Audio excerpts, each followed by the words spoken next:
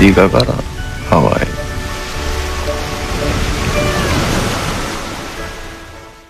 김어준의 뉴스공장. 핫뜨거 바른정당 하태경 넘버2 최고. 항상 넘버2는 최고위원 나오셨습니다. 아 근데 요즘 뭐 우리 정당보다 바른정당보다 더 뜨거운 정당이 있어가지고 네. 열심히 요즘 불구경하고 있습니다. 남의 집에 불났기 때문에 그죠. 예. 거의 화산 마그마 폭발할 것 같은 뭐 그런 상황이더라고요. 그거를 이제 바른정당은 약 한 달 전쯤에 겪었고. 예. 우리는 굉장히 쿨하게 정도가 아니라 콜드하게 그냥 뭐 매너 있게 나갈 사람 나가라. 예. 이렇게 정리를 했죠. 바른정당도 어떻게든 안 나가게 해보려고 바둥바둥 하긴 했는데 그게 안 통한 거죠. 예.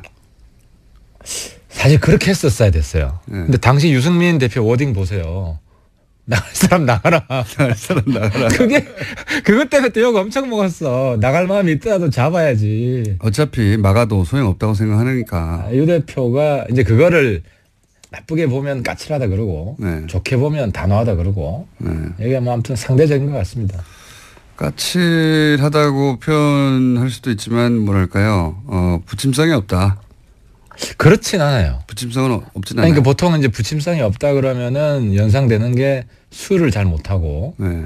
뭐 옛날로 치면 담배도 맛담배도 잘 안 피고. 오늘도 마이크를 귀에 거시는데. 예. 아니 근데 유승민 대표가 술 담배를 너무 잘해요.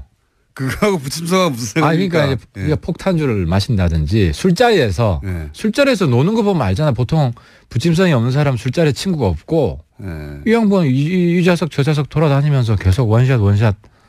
그건 그냥 술을 좋아하는 거 아닙니까?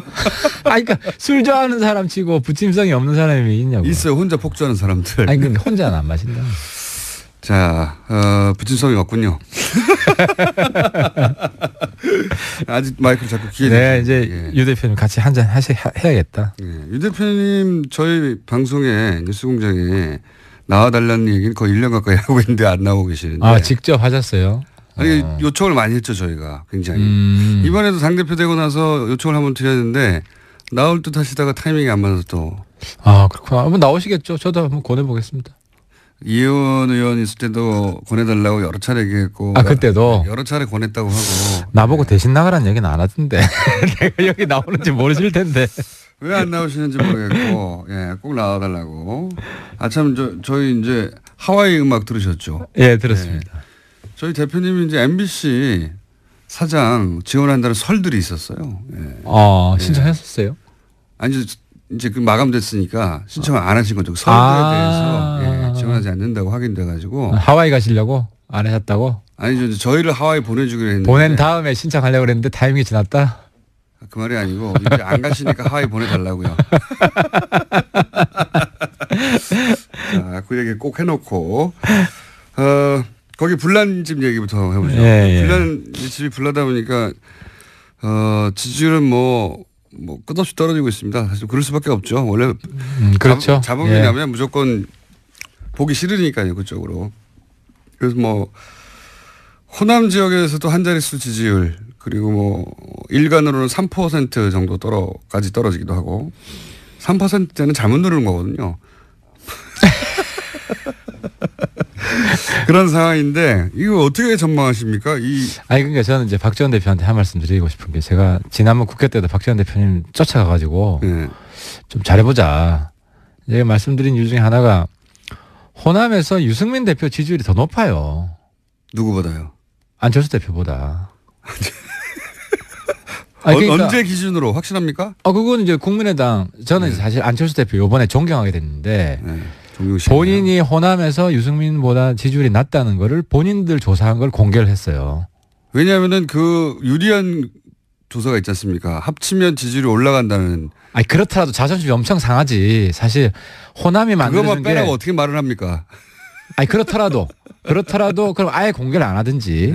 근데 어쨌든 왜냐하면 공개해야 될 내용이 있거든요. 통합하면 지지율이 높다. 이게 나오는 이건 공개. 그러니까 이게 자꾸 안을 이제 부정적인 인식으로 볼 때는 그런데 좀 좋게 봐주면 어쩔 수 없었어요. 공개하지 않을 수 없었어요. 불가피했다고 치더라도. 그래서 이제 박지원 대표가 민주당이랑 손잡을 게 아니면 어차피 다음 총선에는 몰라도 이번 지방선거에는 민주당이랑 손잡기 어려워요. 민주당이 후보 안 내겠어요? 아니 박지원 대표님 저 호남 전남 지사 나오신다면서요. 그 공식 선언은 하지 않았지만 예. 그런 분위기는 그렇죠. 본인도 뭐 부인하지 않았고. 예. 그럼 민주당이 후보 안 낼 수가 없어요. 그러면은 누구랑 손잡을 거냐. 그래서 본인도 그렇기 때문에 선거연대하자는 것은 반대 안 한다. 예. 이 말씀 하셨잖아요. 그런데 호남에서 민주당 빼고 문재인 대통령 빼고 지지율 제일 많이 나오는 게 유승민인 거 이번에 입증이 됐잖아요. 계속 얘기해 보시죠. 그러니까 그래서 제가 이제 지난번 국회 때도 바른정당하고 선거연대만 합시다. 이야기를 내가 신신당부를 했어요. 그러니까 이제 박지원 대표님 그 다음 날 또 우리 보고 뭐 한국당이랑 합당한다고. 아니 근데 지난주 얘기하시니까 지난주로 되돌아가 보면 그때 끝장 토론이 있는 당일날 오전 아침에 저희가 이 시간대 방송을 했지 않습니까? 끝장 토론 때 안철수 대표가 통합 얘기는 안 하고 선거 얘기만 할 거라고 전망하셨고 저는 통합 얘기 할 거라고 했는데 안 대표는 통합 얘기를 하죠. 근데 우리가 그러니까 안 대표도 통합 얘기는 안 하실 거라고 전망하셨어요 그때는. 안 대표가 아니 저는 그렇게 보지 않아요. 전망은 틀리셨고요. 측근들한테 얘기 들어보니까 글쎄 그때 다시 한번 보면 그래서 제가 드리고 싶은 말씀은 아니 바른정당이 찾아가지고 내보낼 수도 있습니다. 바른정당이 한국당과 통합을 왜 합니까? 당대당 한국당은 제가 여러 번 말씀드렸지만 한국당이 보수면 파리가 세다. 한국당은 청산 대상이지 해체 대상이지. 근데 그림은 통합 대상이 아니다. 지금 한국당이 아니라 지방선거에서 한국당이 목표했던 성과를 내지 못하면 한국당이 흔들릴 것이고 그리고 그게 흔들린다는 얘기는 홍준표 대표로 체제가 이어질 수도 없고 다음 대선에서의 주자도 딱히 눈에 안 보일 때 그렇게 흔들릴 때 합당을 한다. 당이 흔들릴 때 이제 그 소위 이제 바른정당과 국민의당이 합쳐놓고 몸집을 키우고 있다가 흔들릴 때 싹 뽑아가지고 일부를 새로운 정당을 만든다는 얘기지. 지금 한국당과 합친다는 게 아니라. 박지원 대표 그 이야기다. 네, 그런 의미죠. 아니 그러니까 제가 아시면서. 오늘 말씀드리면은 한국당은 2019년 전에 없어집니다. 하태경 예언. 19년 전에 거기는 분당 수준이든 완전히 개박살이 나요. 아니 그러면 우리가 어떤 시점을 기준으로 해서요? 지방선거 이후요? 지방선거 이후에는 지방선거 때 6석 정도 19년 한 여름 전에는 없어집니다. 한국당은 지방선거 이후에. 아니 그러니까 그러면은 그때 그 사람들 주워 올라오고 그러는 거 아닙니까? 지금 몸집을 딱 아니 주워 오는 거는 지금도 주워 오죠. 지금 안 나오는데 어떻게 주워 옵니까? 아니 그래서 지금 저쪽에서 주워 가고 있죠 지금. 우리가 이번에 바른정당에서 역할 분담한 건 맞아요. 두 사람은 한국당 담당해라. 두 사람은 국민의당 연대 협상이 있으니까 협상을 해라. 그럼 그 두 사람 역할이 뭐냐면은 두 사람이 누구입니까? 국민의당 연대 담당은. 아니 근데 그 두 사람이 안 한대요. 근데 이제 그래서 이름 공개하기는 어렵고.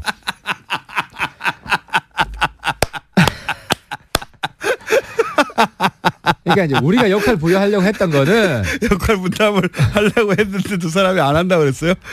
안 한다 그러지. 왜냐하면은 한국당이 홍준표가 일단 당대당 통합 안 한다고 했고. 한국당 담당은 누구였습니까? 아니 그러니까 내가 하려고 그래 내가. 하태경 의원님이 하면 잘도 되겠다 그게. 아니 왜냐하면 그 중에 좀 괜찮은 사람들 연락해가지고 만나가지고 지금이라도 일 와라. 하여튼 담당으로 정해. 내가 이제 지난번에 좀 누구 담당 좀 해라 그러는데 누가 하겠어요 한국당 담당을 솔직히 이야기해서. 그러니까 담당도 없어요. 박지원 대표는 담당이 있다 그러는데 이름까지 이야기했더만. 담당을 정하려고 했는데 실패했다는 거 아닙니까 지금? 아니 박지원 대표는 정했다고 이야기했는데 정하려고 한 것까지는 들으셨나 보네. 우리는 정하려고 했지. 왜냐하면은 이거는 아예 틀린 이야기는 아니네요. 지도부 이야기는 한국당에서 좀 말 되는 사람. 그러니까 찾아보니까 그 100몇 명 일일이 다 이제 검토를 해보니까 말 되는 사람이 없어 별로. 한 5손가락 아니에요. 그 사람들 만나서 얘기 좀 해봐라. 5사람 누굽니까? 한 사람만 이름 얘기해 주세요. 그러면 그 중에서 말이 그나마 좀 통하는 사람. 다른 쪽에 김성태 의원입니까 혹시? 소위 말하는 철새 부대는 다 빼고. 철새 부대 다 빼고. 원래 있던 사람 중에. 원래 있던 사람들 중에 몇 분 있어요. 그래도 말이 좀 통하고. 네, 제가 이제 저랑 한 번씩 통화를 하는데. 그 누구 한 사람만 얘기해 주세요. P모 의원, K모 의원 이런 식으로. 한 삼선도 있고. 삼선도 초선도 있고. 네. 한 4선도 있고 그래요. 그 중에. 네. 4선급으로 한 사람. 그분은 그래도 얘기를 하면 그래 지금 문제가 많지 뭐 이렇게 얘기하죠. 얘기하고 내가 그래도 이제 선수가 높아가지고 초재선이 조금만 움직여주면 같이 할 텐데. 네. 그래서 제가 이제 초재선 찾죠. 네. 초재선 찾다 보면 초재선이 사실 정신적으로 초재선이 별로 없어요. 그 어떤 의미입니까? 아니 그러니까 좀 다 낡은 보수라는 거지. 구태연하다. 실제로 진박들을 많이 뽑았죠. 실제 그렇게 채웠지 않습니까? 그렇게 채워가지고 지난 총선 때. 지금 초재선이 대부분 장관 출신들이 많고 네. 아니면 이제 누구 덕 보고 들어온 이런 비례도 그런 분들이 많아가지고 네. 이제 연결이 돼 있어가지고 독자적인 목소리를 안 내잖아요. 그래서 초선 그룹에서 예를 들어서 뭐 소위 소장파 이런 사람도 없고 눈에 안 띈다. 없죠. 네. 한국당. 그래서 없어요. 그래서 그러니까 이제 누가 이제 내가 담당하겠다 그러면 성과를 내야 되잖아요. 네. 그래서 뭐 아무도 안 맡으려고 하는 거죠. 아니 그런데 무슨 박지원 대표 한국당하고 통합 논의 중단하라. 어제 내가 보니까 안철수 대표는 자꾸 압박을 받으니까 통합 논의 중단하라. 통합 논의 한 적이 없는데 무슨 통합 논의 이런 거죠. 박지원 대표의 그림은 대략 이런 걸 추정하는 것 같아요. 그러니까 일단 바른정당과 국민의당이 통합을 하고 안철수 대표가 그런 생각을 한다고 이제 박지원 대표는 생각하는 거죠. 추정하는 거죠. 그 통합을 하고 그 사이에 그러는 과정에서 호남계가 좀 일부 떨어져 나가더라도 그래도 뭐 4, 50석 유지할 수 있지 않냐. 그러면 지방선거까지 잘 이렇게 가가지고 선거연대에서 이 당을 온전하고 있으면 말씀하신 대로 지방선거 때 자유한국당이 원하는 목표치 6석 이상의 도지사나 절대 안 되니까 그 정도 안 되면 거기서 분란이 나지 않겠냐. 그러니까 이제 그 지방선거 그럴 때 확 두서오자. 그러면 박지원 대표 입장에서 보기에는 국민의당은 거기 끌려 들어가가지고 바른정당하고 일부 합칠 때까지만 하더라도 국민의당이 우세지만 자유한국당에서 이제 떨고 나오는 사람들이 확 합쳐지면 그러면 국민의당은 이 보수정당의 그 머릿수를 채우는 들러리가 된다. 호남계 쪽 의원들은 이런 생각을 하시는 거죠. 그러니까 제가 그 전에 한 말씀 드리고 싶은 거는 네. 국민의당 바른정당이 지금 우리가 절박하게 저는 선거연대를 주장하고 안철수 대표는 합당을 주장하는데 절박하게 이런 연대 통합 논의가 있을 수밖에 없는 것은 지방선거 때 바른정당 국민의당이 몰락하잖아요. 독자적으로 가면 안 되니까. 독자적으로 몰락하잖아요. 그럼 대한민국 정치가 어떻게 되겠냐고 완전히 개판됩니다. 홍준표의 한국당은 만약에 좀 선전을 하면은 그대로 지속이 될 것이고 사사건건 대립하고 발목 잡고 1년 3형15일 싸울 거예요. 그럼 국회에서 다수 아닙니까? 적어도 120석 넘을 거 아니에요. 바른정당도 흡수되고 하태경, 유승민만 딸랑 남아가지고 무소속 연대하고 있고 이런 식이 되면은 안 되기 때문에 나라도 망하고 국민도 힘들어지기 때문에 바른정당 국민의당이 살아야 우리가 중간에서 문재인 대통령 도와줄 건 도와주고 막을 건 막고 이렇게 협치가 된다는 거죠. 그래서 그러니까 박지원 대표님은 자꾸 이 역할은 우리가 한국당이랑 아니 지방선거 뒤에 무슨 일이 일어날지 누가 알아요. 당장 내일 일도 모르는데. 근데 유승민 대표도 비슷한 그림 아닙니까? 유승민 대표도 일단 지금은 몸집이 작지만 국민의당과 이렇게 통합을 한 다음에 기다렸다가 한국당에서 떨궈져 나는 사람들 확 먹으려고 그러는 거 아닙니까? 김어준 공장장님의 한계가 내가 거기까지인데 정치에 각본대로 된 정치가 하나도 없어요. 각본대로 된 정치는 없지만 각본은 항상 있잖아요. 제 말은 각본을 말하는 겁니다. 머릿속에 자기가 생각하는 상상이 있는데 예를 들어서 실제로 국민의당 바른정당 연대가 잘 됐어요. 그러면은 저는 지방선거 이후에는 잘 되면 그 성과를 바탕으로 국민들이 인정을 해준 거니까 평가를 해준 거니까 합당할 수 있다고 봐요. 어디랑요? 그 지방선거 이후에 지방선거 이후에만 합당할 수 있다. 합당할 수 있다. 저는 그렇게 봐요. 합당을 했어요. 왜냐하면 뭐 서울시장도 우리가 먹고 부산시장도 우리가 먹고 야 니들 진짜 미래가 있다 합당해라. 그러고 나서 한국당에 있는 사람이 쫄아가지고 한국당에 그냥 남아있다가는 우리가 망하겠다. 우리 개별 입당할래. 한 명씩 들어온다. 하면은 거기서 건강하고 그나마 이런 사람도 우리가 안 받을 이유가 뭐가 있습니까? 그런데 그런 이야기를 지금 해봐야 뭔 소용이 있냐고. 소용은 없지만 그런 그림이 머릿속에 있지 않습니까? 아니 그럼 그런 꿈도 없이 우리가 정치를 왜 해요? 그러니까, 다음에 재집권을 해야 되고. 그러니까 각본이 있는 거 맞잖아요. 우리 바른정당은 평생 10년 20년 소수 교섭단체도 아닌 야당 하시라 이 말씀이에요? 그건 서운하지. 그러니까 각본이 있잖아요. 그러니까 재집권의 각본이 당연히 있는 것이고 그렇죠. 우리는 집권을 목표로 하는 것이고 우리는 그 정도가 아니라 제1당이 되고 민주당을 뛰어넘는 그런 야심찬 목표를 우리는 가지면 안 되냐고요. 그러니까 가져도 되는데. 그러니까 그게 뭐가 문제냐고. 그런 문제 이 각본이 있는데 그러니까 그 각본이 문제는 한국당 적폐들과 적폐들을 통째로 받아들이는 그런 일을 말하는 게 아니죠. 그런 일은 절대로 없지. 그런 일은 아무도 예상하지 않아요. 아니 그럼 우리가 마이너스고 우리가 플러스 될 일을 하죠. 한국당에도요 정말 그 가뭄에 콩나듯 별로 안 되지만 진주가 한두 명 있어요. 찾아보면 그나마 건강하게. 지금 이렇게 말해놓으면 나중에 어떻게 하실려고 그 각본대로 될 상황이 왔어. 어떻게 하실려고 그래. 한두 명밖에 없다고 그랬는데 한 30명 오면 어떻게 하려고 지금. 아니 근데 정말 지금 난리보수 청산해야 되고요. 다음에는 만약에 우리가 주도권 잡고 공천을 하면 제가 하면은 완전히 물갈이합니다. 그러니까 제 말은 뭐냐면 다들 각본이 있잖아요. 각본대로 되지는 않죠. 언제나. 복잡하게. 왜냐하면 다들 각본이 있는데 똑같이 될 리가 있나요. 근데 제 말은 박지원 대표 혹은 호남계 쪽에서 걱정하는 것은 그런 각본들 속에 그게 적폐 각본이라고 주장하는 거 아니에요? 적폐 각본. 그러니까 자유한국당과 지금 합친다는 게 아니라 결국은 나중에 자유한국당 일부와 또 바른정당과 이렇게 합쳐서 소위 이제 보수정당을 만들 때 호남계 일부가 거기 이용되는 게 싫다 이런 취지거든요. 제 각본을 말씀드리면 저는 네. 어떻게 보냐면 다음 대선 때 민주당이 깨집니다. 또 민주당이 깨져요? 네, 민주당이 깨집니다. 민주당은 왜 깨집니까? 왜냐면 예를 들어 안희정, 네. 대연정 하자고 저보다 더 보수해요. 안희정, 이재명, 박원순 이런 사람들이 그렇지. 이게 잘 안 합쳐져요. 그러니까 예를 들어서 얼마나 좋을까 하고 지금 제가 만약에 거잖아요. 정치적으로 공세를 한다면 거기를 깨지. 왜냐하면 거기를 안 깨면은 사실 우리 재집권 가능성이 그렇게 높지 않아요. 지금 타이밍에서는.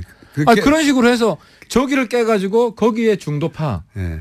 해서 중도 대연합을 이렇게 추진을 하지.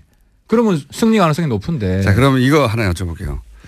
지금 국민의당에서 불이 난 것은 바른정당 입장에서는 그렇게 나쁘지 않은 거 아닙니까? 아니, 나쁠 수도 있어요.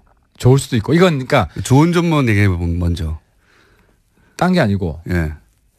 좋은 점은 뭐냐면 거기 내에서 예.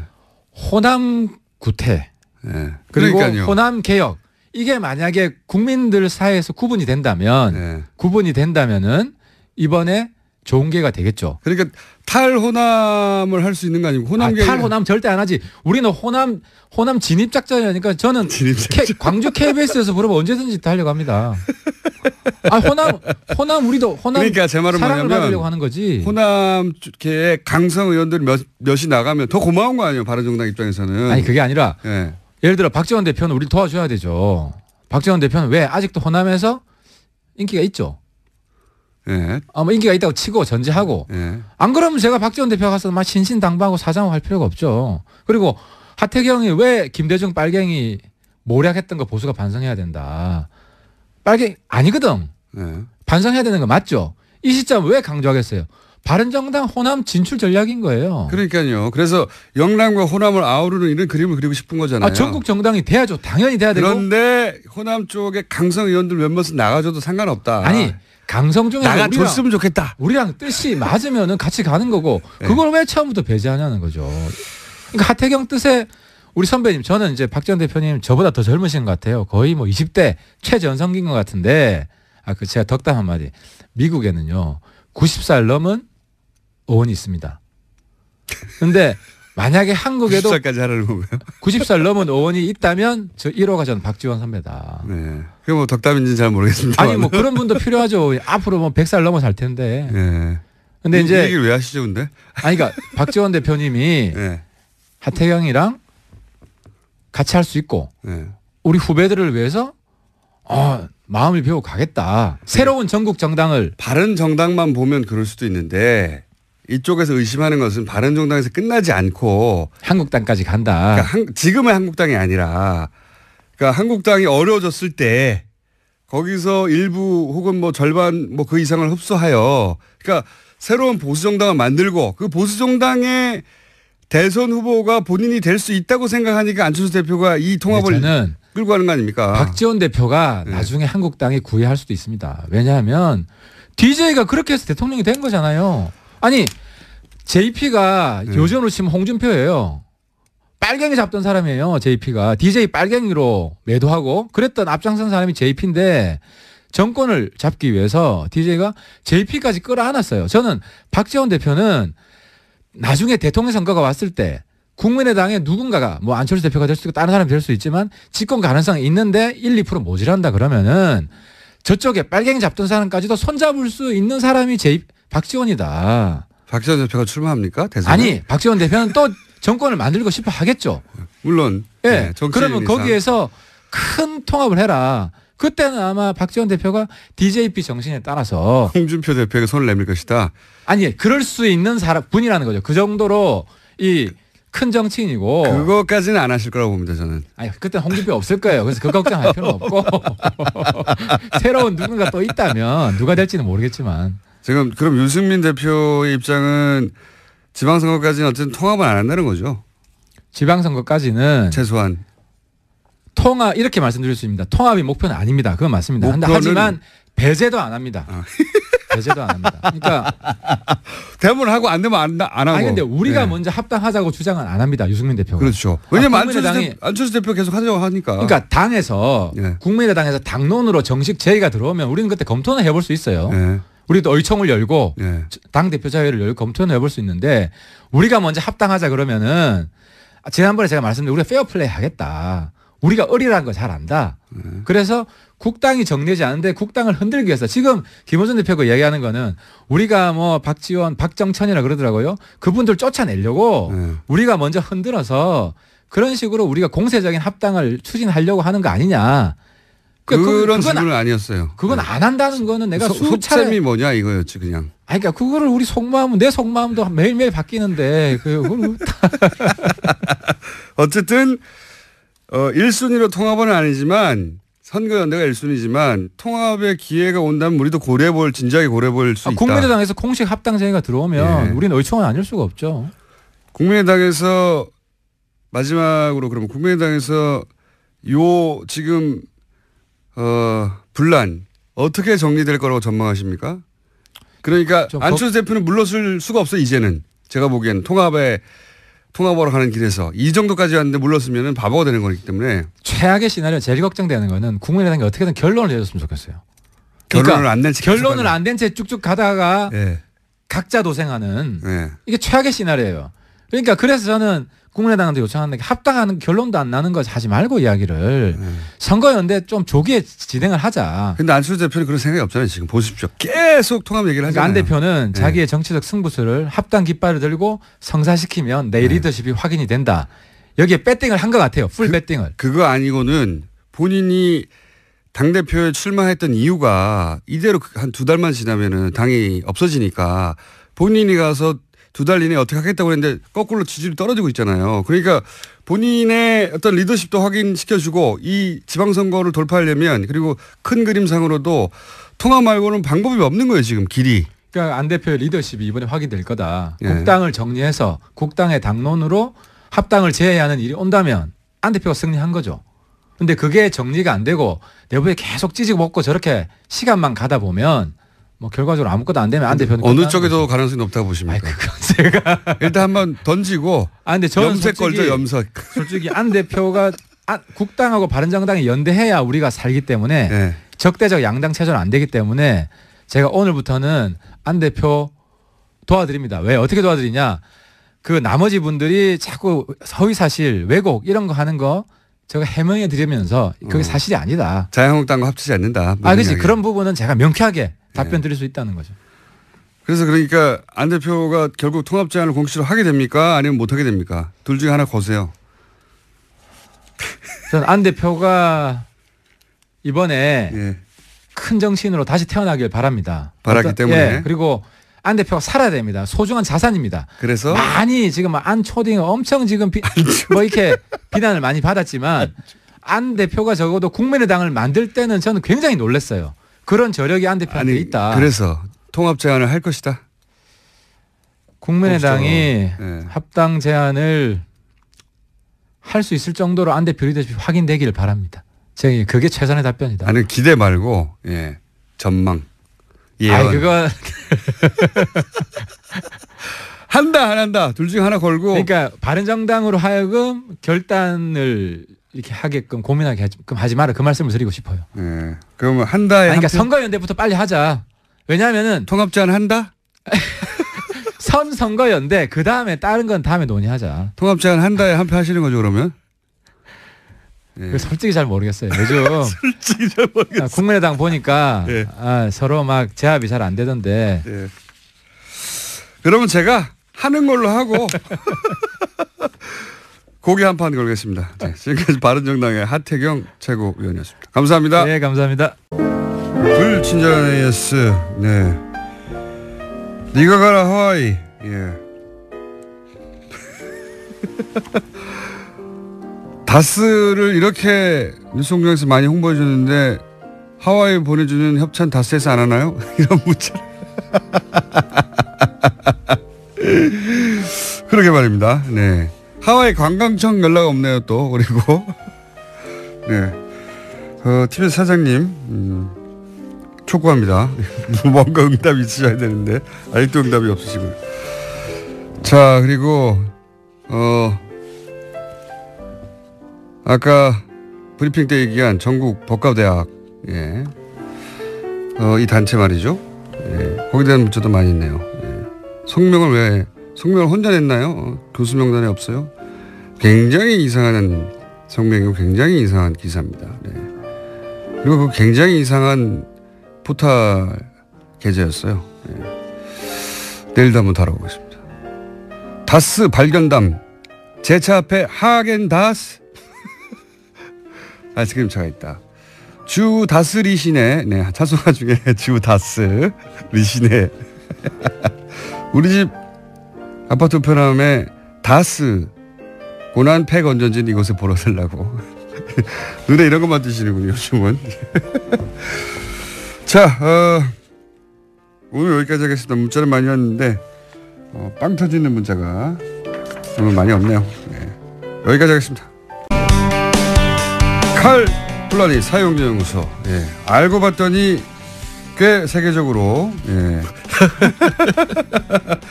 알고 봤더니 꽤 세계적으로 유명한 분들이 와서, 예. 같이 연구도 하는 그런 곳이었습니다. 자, 오늘 주제는 뭡니까? 정태수 선생님 안녕하십니까? 네, 외환위기 20년이 됐죠. 네, 외환위기가 97년 11월 19일 날 IMF 구제금융을 신청했다고 했고 12월 3일 날 이제 구제금융이 협약을 맺었으니까. 아, 저도 기억이 생생합니다, 이때. 예, 20년 전. 예, 이때 그냥 하루아침에 나라가 망하는 듯한 뉴스로 뒤덮였고. 아, 근데 청수 몇 살이었는데요? 이게 20년 전 그냥 20대면 돼요. 예. 아직 30대네요. 30대였어요? 네. 나이 꽤 들었구나. 예.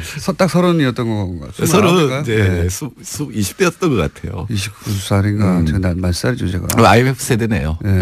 그때 만일에 사업을 하고 있었으면 아마 직격탄을 맞았을 것이고. 엄청난 직격탄을 맞았습니다. 근데 판사는 안 했어요? 문 닫았습니다, 그때. 그때 15,000개 최고 큰 회사만 15,000개 판사를 했으니까. 제가 그때 개인 사업을 하고 있었는데 문 닫았어요, 실제. 예, 뭐 당연히 뭐 돈이 안 되니까. 뭐 웬만한 조그만 큰 기업도 힘들었으니까요. 그러니까 은행들이 자기가 파산하지 않으려면 네. 웬만한 대출은 다 회수해야 되고 또 IMF가 지시를 해서 고금리를 만들어 놨거든요. 그때 제가 제일 부러웠던 거는 그때 사무실 오피스텔 제 사무실이던 오피스텔 바로 앞에 있던 계란빵 하던 아저씨가 있었어요. 예. 계란빵이 얼마나 많이 팔렸는지 그때 밥 대신 계란빵을 먹는 사람들이 그럴 정도로 그래서 제가 계란빵 그거 하루에 몇 개나 파냐 그러니까 처음에는 얘기 안 해주는데 나중에 알고 보니까 엄청나게 파는 거예요. 최근에 크게 늘었다는 겁니다. 그래서 그분하고 앞으로 저하고 계란빵 전국 체인을 하자고. 내가 홈페이지를 만들 테니까 당신이 레시피를 대라. 그분은 모르실 거예요. 그 계란빵 하자는 황당한 얘기를 했던 사람이 김어준 총수란 사실을 알까요? 그때 제가 딴지일보를 만든 겁니다. 다 망해가지고. 그렇죠. 돈 안 드는 걸로. 할 일 없네? 그러면 신문 하나 창간해야 되겠다 혼자서. 이렇게 시작된 겁니다. 예. 저는 당시에 영국에 있었습니다. 그래서 사실은 한국 자체에 있으면 그 자체로는 외환위기를 실감하지 못해요. 외국에 국내 유학하거나 외국 계신 분들은 더 크게 실감했죠. 예. 제가 그때 환율 때문에. 그때 담배 한 갑이 3파운드였어요. 그때 우리나라 담배의 한 다섯 값 정도. 아무래도 우리나라 담배 그때 굉장히 쌌었잖아요. 88이. 근데 딱 외환위기를 맞으니까 이게 함부로 값이 되는 거예요. 함부로 값이. 딱 일주일 못 피겠더라고요.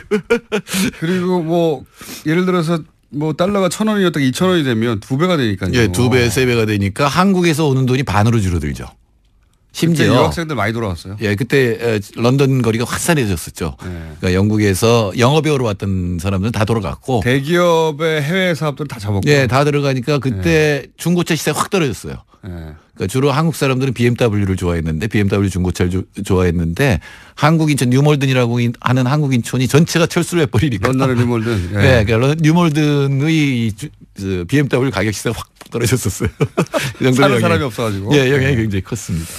하여튼 그 임팩트 어마어마한 정신적 임팩트가 더 컸어요. 실제로는. 사실 더 컸죠. 한국이 그 전에 경제 성장률이 8%였고 사실 외환위기 직전까지 한국 경제가 제일 좋은 때였어요. 그러니까 3조 호황이라고 해서 뭐 저금리 저유가 이것 때문에 수출이 잘 되는 때였는데 87년에 노동자 대투쟁이 일어나면서 노조가 생기잖아요. 그러니까 수출과 내수가 동시에 확 늘어나던 때였거든요. 그러니까 대기업들이 굉장한 자신감을 가지고 있었고 그때 막 투자하느라고 혈안이 돼 있었거든요. 그래서 해외에서 차가 엄청나게 들어갔고. 그때. 네, 근데 그때 마침 김영삼 대통령이 세계화를 외치면서 자본시장을 개방을 한다고요. 그때 세계화가 그때 영어로 뭔지 아세요? 김영삼 정부가 세계화를 영어로 뭐라 그랬을까요? 기억이 나는데 갑자기 생각이 안 나네요. 예, 글로벌라이제이션이 아니라 예. 그 SEGYEHWA라고 HWA라고. 그러니까 본인들도 사실은 영어로 세계화했지. 예, 정확히 설명할 길이 없었던 거죠. 그렇게 준비가 안 된 상태에서 자본시장을 개방하니까 당시 우리나라는 고성장에다가 자본 수요가 많았으니까 금리가 굉장히 높았잖아요. 근데 해외 금리 굉장히 낮잖아요. 그 돈들이 확 들어온 거죠. 단기 자본을 갖다가 이제 특히 이제 제2금융권들이 들여와서 이걸 그때 당시 이제 막 철강 이런 데서 대규모 설비 투자를 하거든요. 그러니까 단기 자본을 들여와서 대규모 장기 설비 투자를 했는데 동남아에서 문제가 터지기 시작한 거예요. 그러니까 이제 외국 금융기관들이 무서우니까 돈을 회수하기 시작했죠. 예, 회수했죠. 그러니까 만기 연장을 안 해주니까 바로 이제 돈을 못 갚으니까 그때 우리나라 외환 보유고가 뭐 한 200억 달러 정도밖에 안 됐었거든요. 근데 단기 외채는 뭐 그거에 뭐 몇 배, 그러니까 5배가 돈을 넘었으니까. 갚아야 되는데 갑자기 빼가지고 못 갚으니까 결국은 모라토리움 선언을 하게 된 거죠. 근데 모라토리움 선언을 하면 우리는 외국에 있는 사람 그냥 미아예요. 한국에 내가 재벌이라고 뭐 현금으로 몇 조를 갖고 있어도 달러는 못 바꾸는 거거든요. 그렇죠. 예, 그럼 이제 굶어야 되는 거죠. 화폐로서 가치가 없어지는 거니까 갚을 수가 없으니까 국가가. 바로 모라토리움 직전까지도 갔었죠. 네, 그러니까 이제 IMF 구제금융을 받아서 이제 그걸 넘기게 되는 건데 사실 IMF 구제금융은 한국을 도와줬다기보다는 한국에 돈 빌려준 외국 금융기관을 도와준 거죠. 그런 거죠. 예, IMF 입장에서는 그러면서 이제 한국 자산들 값이 떨어지면서 열심히 쇼핑을 했죠. 덕분에 그들은. 그러니까 세계은행으로 봐서는 그러니까 세계금융감독기구로서 봐서는 세계 유수의 은행이 망하면 세계 전체가 금융위기에 빠지니까 그걸 구제하는 거거든요. 한국이 파산해버리고 모라토리움 선언하면 은행들도 망할 거 아니에요. 한국에 돈 빌려주는 은행이 망하니까. 예, 그러니까 한국에 돈을 빌려줘서 그걸 갚게 하면서 여러 가지 조건을 내걸었는데 그게 이제 보통 이제 노동시장 유연화라든가 고금리 정책이라든가 구조조정 이런 것들을 요구를 했죠. 그래서 그 다음부터 우리나라의 현재 경제 모습이 만들어졌다라고 볼 수가 있는 거죠. 하여튼 그 정신적 임팩트도 대단해서 그때 사실은 소위 말해서 이제 대기업에 취업하는 것이 그 전까지는 그렇게 어렵지가 않았거든요. 네, 그리고 거기 뭐 하러 가 이런 것도 많았죠. 이렇게 대기업에 보통 한 두세 군데 정도, 최소한 두세 군데 정도는 합격해 놓고 그 중에 어딜 가느냐 고르는 시대였고 그리고 취업 문제가 이렇게까지 지금과 같은 수준이 아니었는데 이 20년 전에 IMF 이후로 모든 게 바뀌게 됩니다. 한국의 경제. 예, 특히 이제 시스템 자체가. 어떤 직장을 가더라도 언제나 잘릴 수 있다. 대규모 구조조정이라는 게 한국 경제에서 처음 일어난 일이고. 예전에는 평생 고용의 개념이었어요. 네. 그러니까 이제 그다음부터 사람들 심리도 나와 내 아이만은 어떻게든 살고 봐야 된다. 그러니까 이 경쟁이 아주 격화되는 그런 사회가 됐고 문제는 성장률이 반으로 떨어지거든요. IMF 이제 8%에서 민주정부 때 4.5% 그리고 지금 한 2, 3% 떨어지고 불평등이 더 문제는 불평등이 짧은 20년 동안 세계에서 가장 평등한 나라 중에 하나에서 세계에서 가장 불평등한 나라로 급격하게 불평등이 진행됐다는 거죠. 그때 이제 그 IMF가 우리한테 강제했던 그 구조가 사실은 이 베이스가 된 채 20년을 살은 거 아닙니까? 그 이후로. 그렇죠. 사실 그 세계 금융이 요구한 거는 자본의 권리를 재산권을 강화시켜 준 거거든요. 그럼 당연히 재산소득에 대해서 터치를 못하고 세금을 깎아주니까 근로소득에 비해서 자산소득의 비중이 커지면서 이제 불평등이 심화되고 그러니까 지금 이제 아이들이 하는 얘기가 이제 조물주의에 건물주가 있다. 예. 그러니까 자기 소원은 건물 임대업자 이렇게 되면 이제 나라의 희망 같은 것들이 없어질 수가 있죠. 그런데 이제 생각보다 굉장히 짧은 기간 내에 IMF는 졸업을 했어요. 예, 3년 반 만에 네, 졸업을 엄청나게 뭐 다 갚았죠. 금모으기 이걸로 상징되는 이거 외신에도 자주 나옵니다. 그러니까 금모으기 자체는 그게 얼마나 도움이 됐겠어요. 얼마 안 그러나 되는데 국민들이 하나로 뭉쳐서 외환위기를 극복하자라고 하는 이 정신적 자세를 보여준 거거든요. 그리고 참았죠. 많은 부분의 고통을 분담했죠. 이거 외국에서 많이 등장하는 사례예요. 이 사람들이 왜 이러지? 이런 식으로 예. 이해할 수 없는 멘탈리티. 잘못한 건 기업인데 왜 잘못한 거 없는 사람들이 나와서 금을 모으고 있지? 네, 근데 그게 이제 한국의 저력이었고 또 하나 이제 환율이 원화가 급락하니까 수출이 두 자릿수 이상으로 늘어나면서 이제 무역 흑자가 생기고 한국 물건값이 너무 싸진 거죠. 그렇죠. 예. 절반 가격으로 떨어진 거죠 해외에서. 그러면서 어쨌든 김대중 정부 이내에 IMF를 졸업해서 조기 졸업으로 그 자체는 대단한 성과입니다, 사실은. 예. 네, 3년 반 만에 치렀지만. 졸업을 했으니까 IMF 입장에서도 이건 모범국가고 세계 이제 상품이죠. 네. 한국이 이렇게 할 수 있었으니까 IMF 얘기 잘 들으면 이렇게 된다라고 하는 상품이었는데 여러 가지 부작용 중에 불평등이 있지만 그 불평등을 촉진한 게 금융화입니다. 그 이전에 뭡니까? 서민들은 예. 그때 그 이전에 이제 진보 쪽의 경제 정책은 은행의 문턱을 낮추자였거든요. 예. 근데 그다음에 문턱이 없어졌어요. 길거리에서 신용카드를 막 나눠줬잖아요. 맞습니다. 네. 엄청나게 그리고 정부나 지금은 기업이 상상할 수 없는데 길 가는 사람도 자꾸 신용카드, 신용카드 만들어줬어요. 막 길에서. 그 부동산 쪽으로 이제 기업들도 설비 투자보다는 부동산 쪽에 이제 관심을 갖게 되고 일반 서민들도 가격이 막 올라가니까 지금 아니면 영원히 집을 못 산다라는 것 때문에 이제 빚을 내서 집을 사고 그다음에 소비도 빚을 내서 하는 신용카드에 의한 소비 이런 것들이 늘어나면서 가계부채가 1,400조에 이르는 것도 이제 그 이후에 20년 동안. 그렇죠. 이게 이제 IMF를 졸업하면서 졸업하느라 치르게 되는 대가들이 양극화가 이루어지고 그다음에 비정규직 왜냐하면 노동시장 유연화라는 처음 들어본 말이 들어오면서 처음에 그게 무슨 말인가 했어요. 노동시장 유연화가 뭐야? 노동시장 시장이지 뭐가 유연해. 노동자 스트레칭 시켜준다고 그랬는데 그게 이제 사람 쉽게 자르는 거죠. 쉽게 자르고 좀 이렇게 안정적으로 직업을 갖지 못하게 하고 비정규직하고 그러니까 자본의 힘이 훨씬 강해진 거죠. 그때는 대기업에 한번 들어가면 그 거의 이제 연공소연에 따라 평생 직장 개념으로 평생 니네를 책임져 줄 테니 굳이 나가면 아니지만 이 조직을 따라라. 일본에서 들어온 거죠. 예. 그런 문화였는데 지금은 뭐 어림도 없는 이야기고요. 예. 그러다 보니까 이제 공무원 쪽, 공기업 쪽이 굉장히 인기가 생겼죠. 그렇죠. 처음에는 대기업하고 임금 경쟁이 굉장히 심했어요. 그러니까 공무원들 임금이 반도 안 됐었거든요. 일반 기업에. 근데 그게 거의 다 쫓아가고 있었는데 IMF 위기 이후에는 고용 안정성이라는 면에서는 비교가 안 되거든요. 그렇죠. 네. 그러니까 지금 모든 취준생의 한 50%는 공무원 시험을 보고 있는 그것도 이제 IMF 때문에 공무원 인기가 올라간 것도 기업이 아니 대우 같은 거대한 기업도 자빠지니까요. 이제 영원한 기업도 없고 평생 보장도 없고 명퇴도 엄청나게 했었죠 그때. 그렇죠. 명예퇴직. 예, 명예퇴직하면 한 번에 목돈을 주니까 그걸 가지고 자영업이 확 늘어난 것도 그때 일어난 현상 중에 하나죠. 그러니까 지속 가능하고 안정된 시스템이라는 게 없다. 그런 취업이라는 게 없다라는 그 인식을 처음으로 한국에 넣어준 시점입니다. 그때가. 네. 그래서 어디를 취직하든 언제든 잘릴 수 있고 평생 직장 같은 건 존재하지 않는다.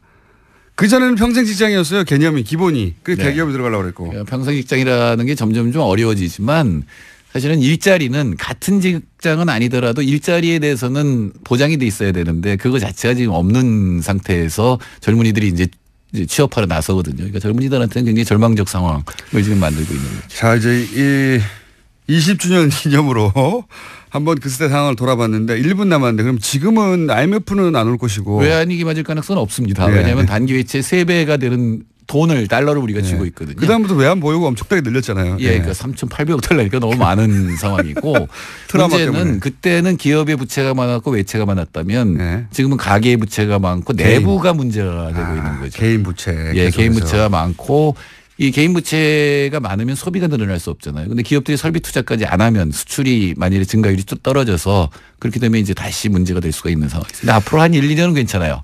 이 1, 2년 동안 어떻게 이 경제 기조를 바꾸느냐 관건인데 방향은 뭐 소득주도 성장으로 잘 잡고 있습니다.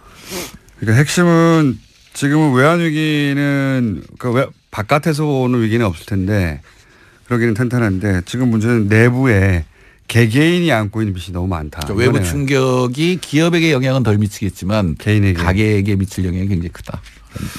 그게 지금 우리가 처해 있는 위기의 핵심이라고 합니다. 1, 2년 괜찮겠지만. 그러니까 소득주도 성장 정책이 뭐냐면 가계의 소득을 늘리자는 그렇죠. 거거든요. 그 위기를 그거로 문제를 풀어나가자니까 방향은 굉장히 올바른 방향이라고 볼 수 있습니다. 여기까지 하겠습니다. 정태인 소장님이었습니다. 감사합니다. 네, 감사합니다. 안녕. 그러면은 누구랑 손잡을 거냐. 그래서 본인도 그렇기 때문에 선거연대하자는 것은 반대 안 한다. 네. 이 말씀 하셨잖아요. 그런데 호남에서 민주당 빼고 문재인 대통령 빼고 지지율 제일 많이 나오는 게 유승민인 거 이번에 입증이 됐잖아요. 계속 얘기해 보시죠. 그러니까 그래서 제가 이제 지난번 국회 때도 바른정당하고 선거연대만 합시다. 이야기를 내가 신신당부를 했어요. 그러니까 이제 박지원 대표님 그 다음 날 또 우리 보고 뭐 한국당이랑 합당한다고. 아니 근데 지난주 얘기하시니까 지난주로 되돌아가 보면 그때 끝장 토론이 있는 당일날 아침에 저희가 이 시간대에 방송을 했지 않습니까? 끝장 토론 때 안철수 대표가 통합 얘기는 안 하고 선거 얘기만 할 거라고 전망하셨고 저는 통합 얘기할 거라고 했는데 안 대표는 통합 얘기를 하죠. 근데 우리가 그러니까 안 대표도 통합 얘기는 안 하실 거라고 전망하셨어요 그때는. 안 대표가 아니 저는 그렇게 보지 않아요. 전망은 틀리셨고요. 측근들한테 얘기 들어보니까 글쎄 그때 다시 한번 보면 그래서 제가 드리고 싶은 말씀은 바른정당이 찾아가지고 내보낼 수도 있습니다. 바른정당이 한국당과 통합을 왜 합니까? 당대당 한국당은 제가 여러 번 말씀드렸지만 한국당이 보수면 파리가 세다.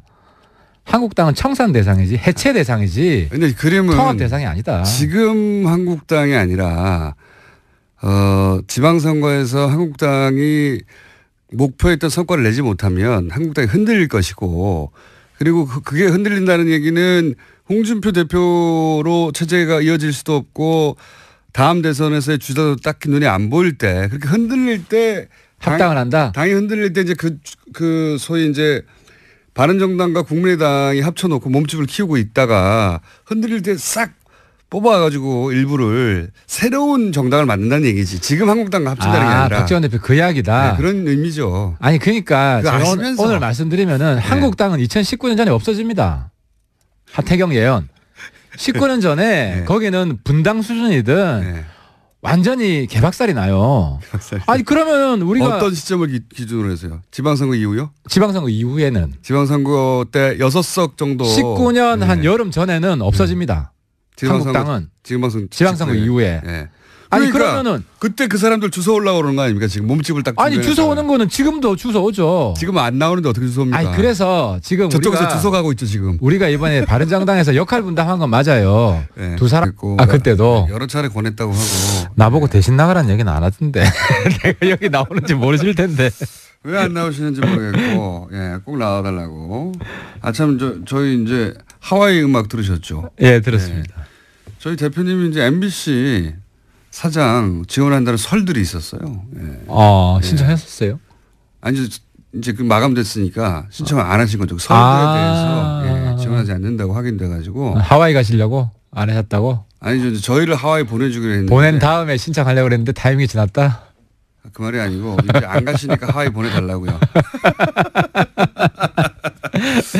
자, 그 얘기 꼭 해놓고 거기 불난집 얘기부터 해보죠. 불난집이 불나다 보니까 지지율은 뭐 끝없이 떨어지고 있습니다. 사실 그럴 수밖에 없죠. 원래 그렇죠. 자본이 나면 무조건 보기 싫으니까요. 그쪽으로.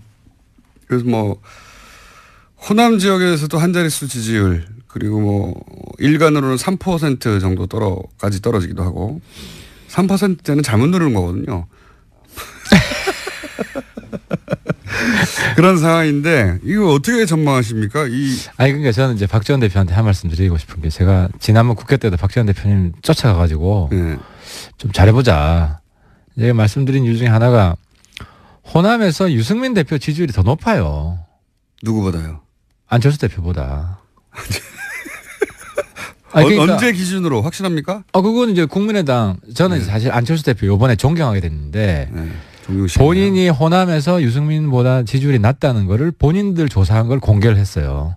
왜냐하면은 그 유리한 조사가 있지 않습니까? 합치면 지지율이 올라간다는. 아니 그렇더라도 자존심이 엄청 상하지. 사실 호남이 만들어준 그것만 빼라고 어떻게 말을 합니까? 아니 그렇더라도 그럼 아예 공개를 안 하든지. 네. 근데 어쨌든 왜냐하면 공개해야 될 내용이 있거든요. 통합하면 지지율이 높다. 이게 나오는 이건 공개. 그러니까 이게 자꾸 안을 이제 부정적인 인식으로 볼 때는 그런데 좀 좋게 봐주면 어쩔 수 없었어요. 공개하지 않을 수 없었어요.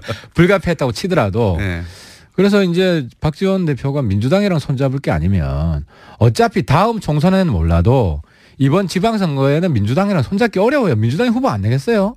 아니 박지원 대표님 저 호남 전남 지사 나오신다면서요? 그 공식 선언은 하지 않았지만 예. 그런 분위기는 그렇죠. 본인도 뭐 예. 부인하지 않았고 예. 그러면 민주당이 후보 안 낼 수가 없어요. 네가 가라 하와이.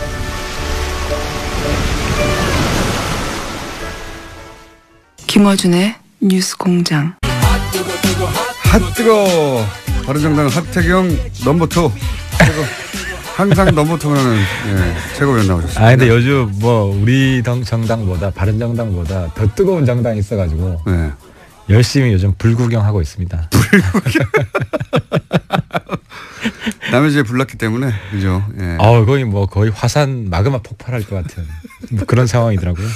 그거를 이제 바른정당은 약 한 달 전쯤에 겪었고. 예. 우리는 굉장히 쿨하게 정도가 아니라 콜드하게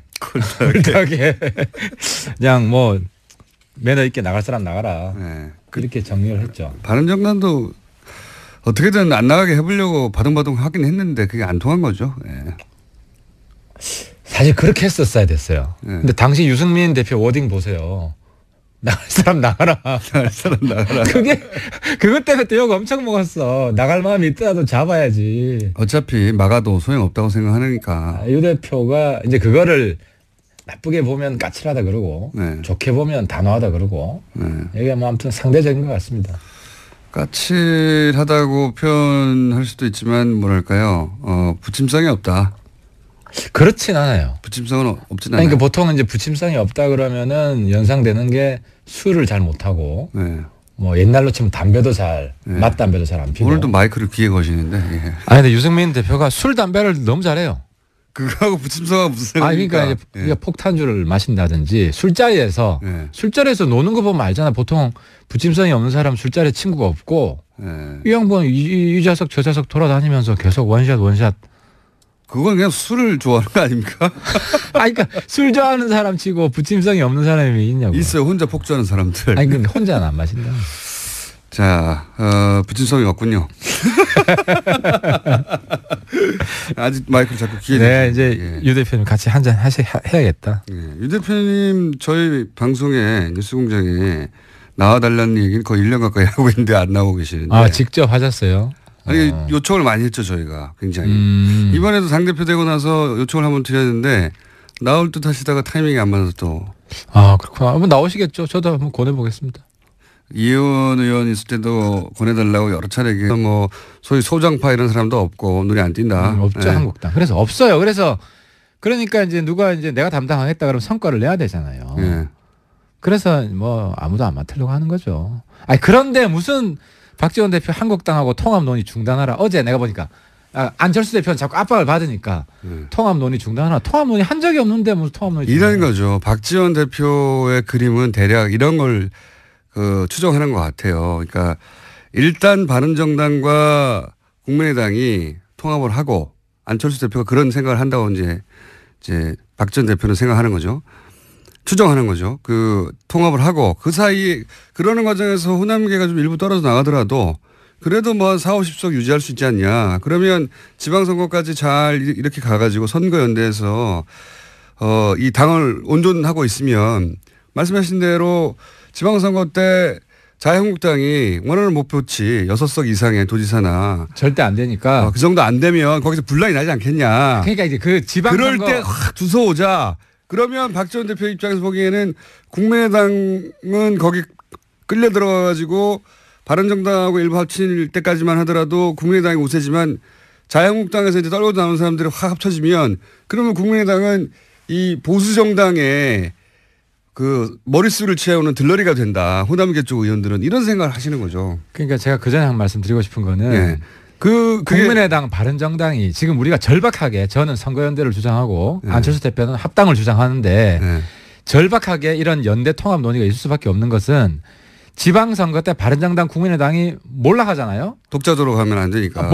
독자적으로 몰락하잖아요. 네. 그럼 대한민국 정치가 어떻게 되겠냐고 완전히 개판됩니다. 네. 홍준표의 한국당은 만약에 좀 선전을 하면은 그대로 지속이 될 것이고 사사건건 대립하고 발목 잡고 1년 3형15일 싸울 거예요.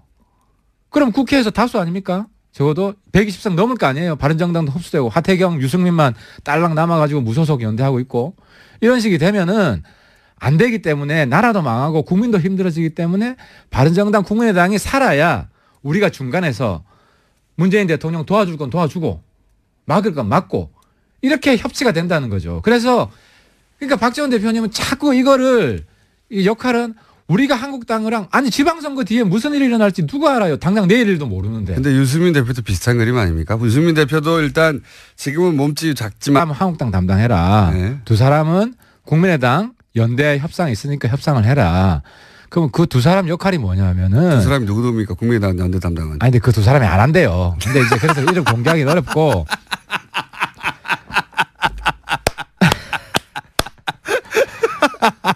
그러니까 이제 우리가 역할 부여하려고 했던 거는 역할 분담을 하려고 했는데 두 사람이 안 한다고 그랬어요? 안 한다 그러지. 왜냐하면은 한국당이 홍준표가 일단 당대당 통합 안 한다고 했고 한국당 담당은 누구였습니까?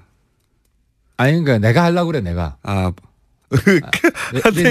하태경 의원님이 하면 잘도 되겠다 그게. 아니 왜냐하면 그 중에 좀 괜찮은 사람들 연락해가지고 만나가지고 네. 지금이라도 일 와라. 하여튼 담당으로 정해. 내가 이제 지난번에 좀 누구 담당 좀 해라 그러는데 누가 하겠어요 한국당 담당을 솔직히 이야기해서. 그러니까 담당도 없어요. 박지원 대표는 담당이 있다 그러는데 이름까지 이야기했더만. 담당을 정하려고 했는데 실패했다는 거 아닙니까 지금? 아니 박지원 대표는 정했다고 이야기했는데 정하려고 한 것까지는 들으셨나 보네. 우리는 정하려고 했지. 왜냐하면은 그러니까 이거는 아예 틀린 얘기는 아니네요. 지도부 이야기는 네. 한국당에서 좀 말 되는 사람. 그러니까 찾아보니까 그 100몇 명 일일이 다 이제 검토를 해보니까 말 되는 사람이 없어 별로. 한 5손가락 아니에요. 그 사람들 만나서 얘기 좀 해봐라. 5사람 누굽니까? 한 사람만 이름 얘기해 주세요. 그러면 그 중에서 말이 그나마 좀 통하는 사람. 다른 쪽에 김성태 의원입니까 혹시? 아니, 소위 말하는 철새 부대는 다 빼고. 철새 부대 다 빼고. 원래 있던 사람 중에. 원래 있던 사람들 중에 몇 분 있어요. 그래도 말이 좀 통하고. 네, 제가 이제 저랑 한 번씩 통화를 하는데. 그건 누굽니까? 한 사람만 얘기해 주세요. P모 의원, K모 의원 이런 식으로. 한 3선도 있고. 삼선도 초선도 있고. 네. 한 4선도 있고 그래요. 그 중에 네. 4선급으로 한 사람.